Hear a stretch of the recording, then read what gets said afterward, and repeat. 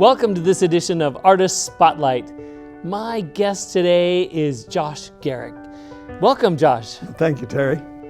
So, Josh, you have specialized in photography of sculptures and Greek heritage. Absolutely.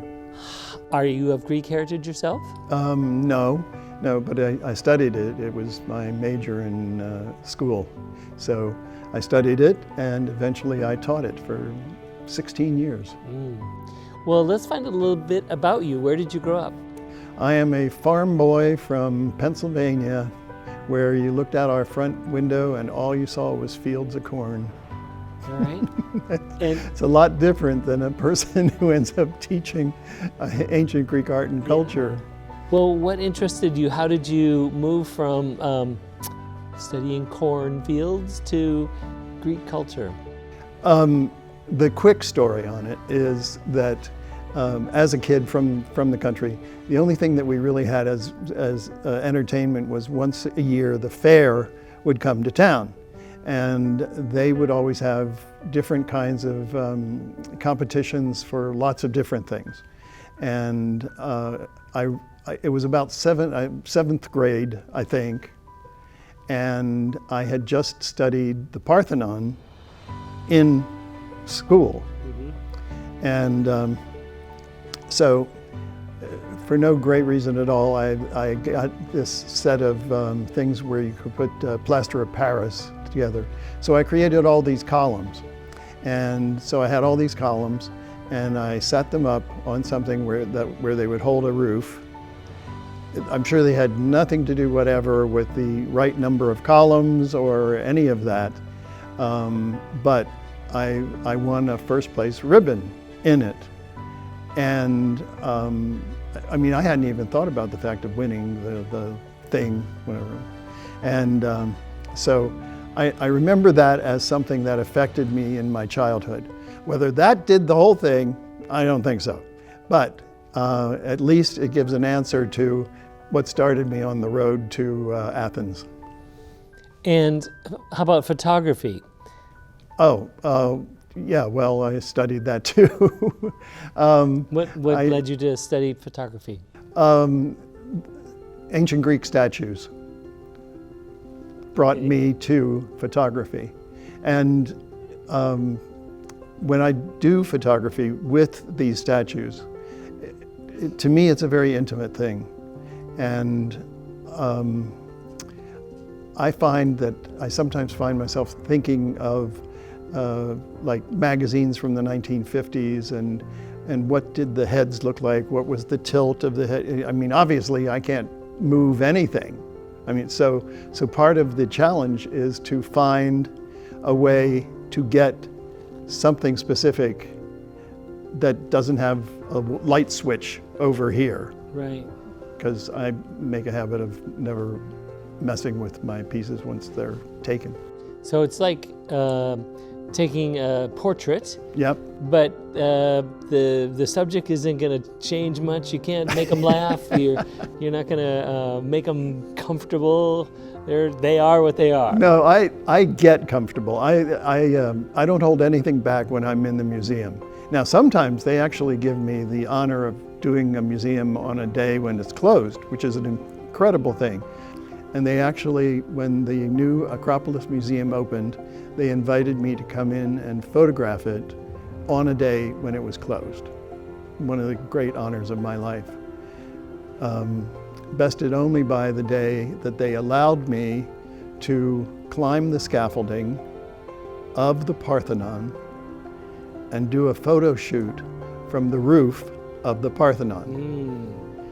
And may I remind you that there are no handrails at the top of the Parthenon.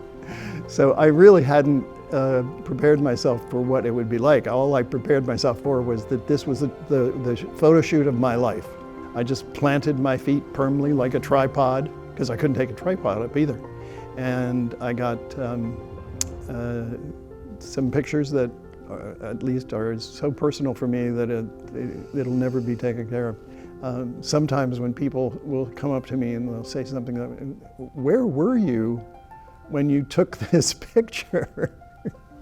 And I say, well, I might have been in a helicopter. Things like that the Greek government has given to me, and so it's an incredible honor to represent the Greek government in some ways here in the United States. And haven't you been like the only non-Greek to have a display of your artwork in the Greek museum or something? In the Archaeological Museum of Greece, I am the only non-Greek in the world to have a major exhibition inside the museum. 92 pieces. That's a major exhibition. 92 pieces and the only non-Greek.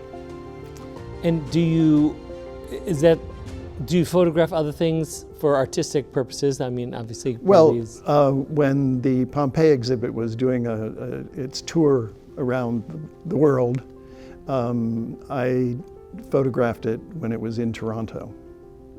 So it looks the same, kind of. I mean, people, unless I explain, people don't necessarily understand that this is Greek and this is Pompeii, or this is Greek and this is Roman, and so sometimes it gets all mixed up. Like here, it's all mixed up. It's I called it a retrospective because it is a 10-year retrospective of the opening of my exhibit in Athens. And in Athens, I opened on September 13, 2013. I feel, Terry, I feel very deeply humbled by the extraordinary artistry that I photograph. Each piece of art that you see up here that is a photograph of something that some amazing sculptor did, and it will always be with me all my life. And talk about, once you've taken the photo, then what are the ways that you display them? That's a good question.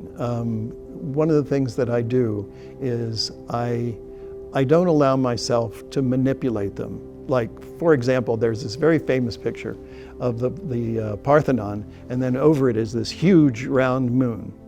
Well, I'm sorry. That was not real. It's Photoshop. And so I stay very much away from Photoshopping. It's like I said, I sometimes have to get really on some weird angles. When I took the picture of what I call the little jockey, which is now in the permanent collection of the Archaeological Museum. Your photo? Yep, the little jockey. I literally got that picture lying down on the floor under the horse.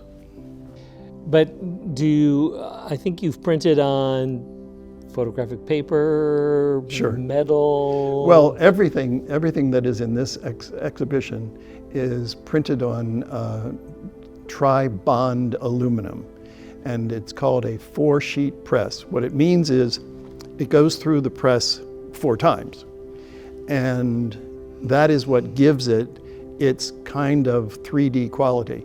Very often when, say, a student group will come through an exhibition of mine, and they'll see it, and you walk by it, and it's almost like the eyes follow you.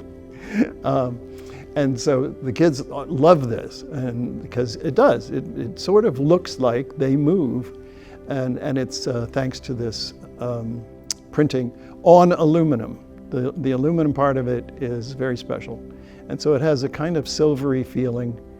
So other than at the Orange County Administration Center Board of Common Commission chambers for the next few months, and at the Archaeological Museum in Greece, are there other places that have permanent displays of your work? There are other places that have permanent pieces, individual pieces. So they will come out every once in a while. Like the Stoa of Attilos, which is here.